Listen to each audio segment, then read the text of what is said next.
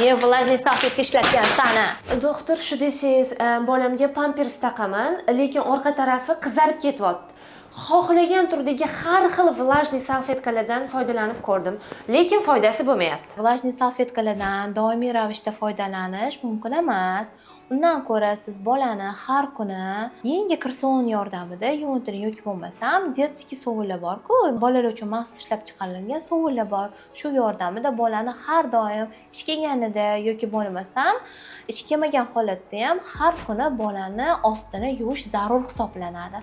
Pampers taqishingizdan oldin albatta prisipka seping. Prisipka sepmasangiz unda namlik ko'payib ketadi-da, bolada bichishlar, qizarishlar, achishlar yuzaga kelishi mumkin bo'ladi. Vlajniy salfetkalar nimaga o'ylab topilingan? Qanaqadir yuvishga sharoit bo'lmagan holatda siz yoki ko'chada bo'ladigan bo'lsangiz, qanaqadir joyga boradigan bo'lsangiz, bola qiynalmasligi uchun o'ylab topilgan vositalar hisoblanadi. Undan kun davomida foydalanish, 5-10 martalab foydalanish yoki turli xillardan foydalanish shart emas. Bolajonlar uchun ishlab chiqarilgan maxsus 0% vlajniy salfetkalarni ishlatish tavsiya qilinadi.